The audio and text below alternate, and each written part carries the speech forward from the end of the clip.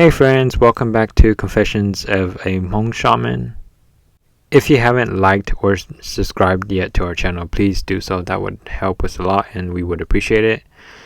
Some topics in this story can be controversial, so if you don't have anything nice to say, please don't say anything. Please be thoughtful before making any remarks. So this story is going to be about a brother who reached out for help. We ended up finding out that he shot and killed a family of birds. Those birds weren't too happy and came back and caused him health issues and so forth. They even went to the extent of scaring his family or his kids. So one day, this brother reached out for me for a session.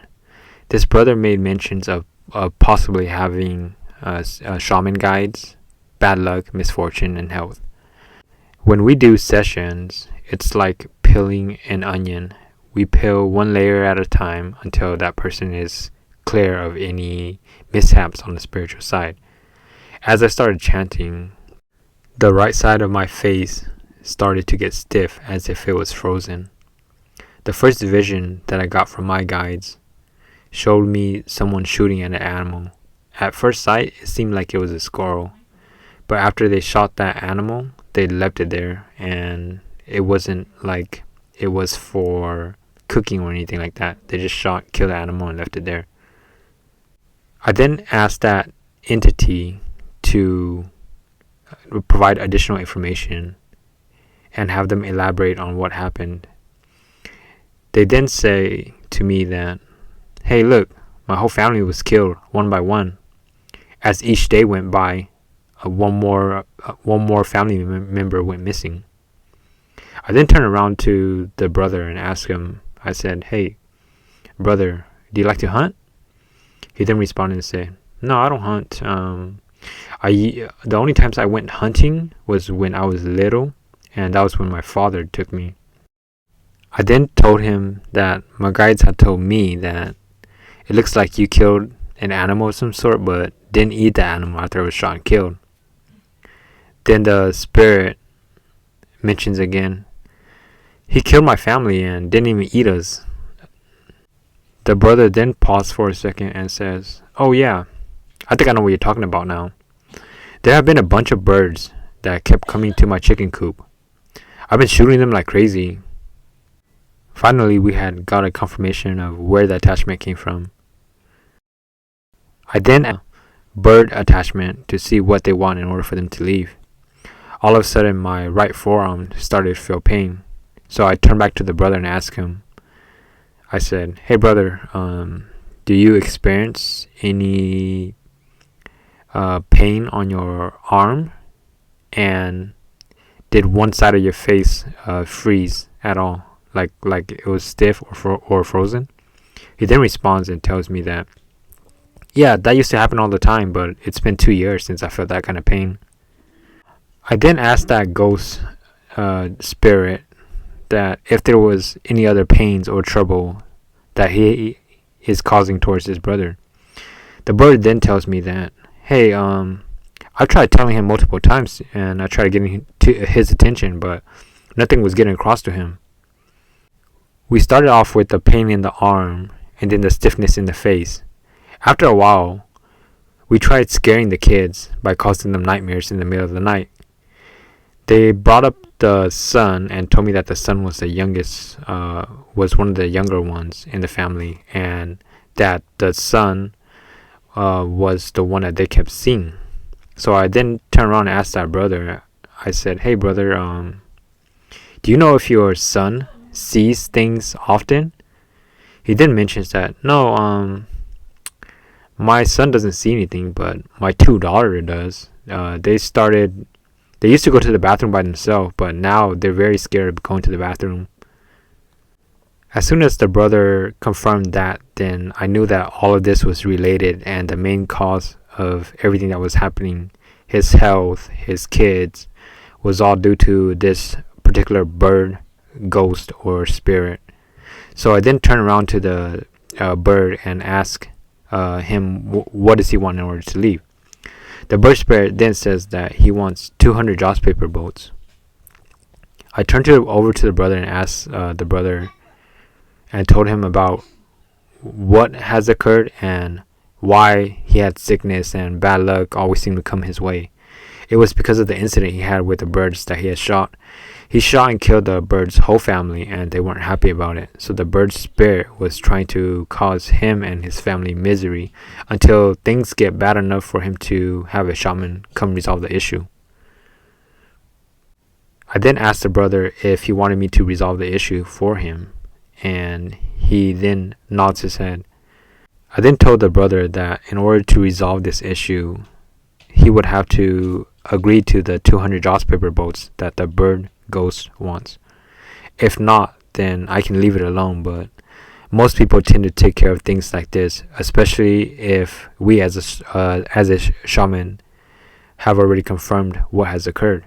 But then again, it's up to the person because it's their free will. I also reminded the brother that the joss paper boats aren't that expensive. 20 pre-folded boats is typically $2 to $3 each. So times that by 10, which would be like $20 or $30. Take that for $20 to $30 in order to buy you a peace of mind and to buy your health back. That looks like a no-brainer to me. He then thinks about it for a minute and agrees. I then told the bird spirit to go ahead and leave with whoever she came with and for her to reverse all the pains and miseries from the family. If everything gets better in 30 days, then when the timing is right, I will call the bird back to pick up his money and then make sure that he leaves afterwards. He then agrees. Next up, this brother wanted me to check a few other things. So it has been confirmed by previous shamans that him and his wife might be gifted with shaman guides. So he wanted me to check up on that. When I went to his house, I made sure that the house was clean first before I entered. As soon as I entered, his house guardians or Dusika approached me by the door and asked who I was and why I was there.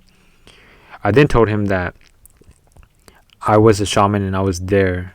I was invited to enter the house by the brother. The first thing that I saw when I entered the house was a room filled with shaman tools and a couple holding hands. I then asked my guides what this meant, and they told me that the tools symbolize that this brother was gifted as a shaman, and the couple holding hands was him and his wife's spirit guides. I then turned around and asked the brother to see if he had bought his shaman tools yet, and he responded that he was thinking about it, but wanted to confirm with a few different shamans first. I then told him what I saw and what things meant. I then asked his guides that if they were real and pure, for them to tell me something or to confirm an incident that only their father would know. For those who don't know, our shaman guides call us either mom or dad depending on whatever gender you are. So they're like our kids. His guides then showed me a scene of a little boy drowning. I saw the little boy sink into the water as I heard him thinking to himself in his head, doubting whether or not he was going to make it out back alive. All of a sudden, he ends up floating back up and makes it to the shoreline. I then turned around and asked the brother if he had any drowning experience in his previous years, and whether or not if he felt like he wasn't going to make it at the time of the drowning. He then confirms the incident and elaborated what had occurred that day. I then tell him that since he confirmed the incident, that means that, or that's his guide's way of confirming that they were present during that time of the event. And then all of a sudden, after I clean the house, I usually gather their family into a group and make sure that all their spirits are present. While gathering the family's spirit into a group, I take a look around their family. I see an extra little girl standing next to them. My guides then tell me that this girl isn't alive. I then approached the little girl and asked her who she is and why is she next to the family. She then tells me that, "Oh, I'm their daughter." And I had a feeling that it was either from a miscarriage or abortion. I then turned around to the brother and asked him if they had a child that was miscarried or aborted. He then tells me that they aborted a child a long time ago. I asked him whether or not they knew the gender of the child because I see a little girl next to them claiming to be the daughter. He then mentioned that they never found out the gender of the children. During that time in their life, it was a rough patch, and they decided that it was best not to have a child. An overwhelming sadness started to build as the little girl got closer and closer to me and stood by the corner of the room. I then asked my guys to check why this brother and his wife couldn't have kids for the last few years. My guys then tells me that it's because the little girl, who is their daughter, is not letting them have kids since she's having a hard time moving on or moving over to the afterlife. I then try to convince the little girl not to cause any more suffering to her parents and for her to let them have kids. She refuses and wants her dad to say something to comfort her. I then turned around to the brother and told him what has happened. I told him that there was a little girl standing next to their family when I gathered them in a group. This little girl was a child that they aborted or miscarried. She's the one that's stopping them from having kids because she cannot cross over. In order to have kids, he would have to convince his daughter to let him do so. And if his daughter was to let him have kid, and if his wife's menstrual cycle was to return normal again, then for them to find a shaman to help send her off. That was at least their end of the bargain. He then thinks for a little bit, trying to find words to say to his daughter. I then tell him that he should tell his daughter that for her to let him have kids, and if he has kids within the next 6 months, or if his wife's menstrual cycle returns to normal, then for them to find a shaman to help send her out. The father said exactly just that as the daughter starts crying and then agrees. We arranged everything for a 6-month time frame for them to be able to have kids, or for the wife's menstrual cycle to return back to normal. If this was to happen, the mom and the dad would look for a shaman to help send off the daughter so that she can go get reborn. This was the end of their bargain. As I said before, I'll say it once again. Everyone goes through their own struggles in life, so please be thoughtful before you comment on something.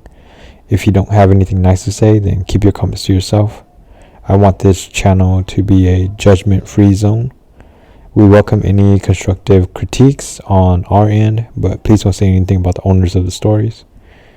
Thank you all for your unconditional support. This is going to summarize it for this story.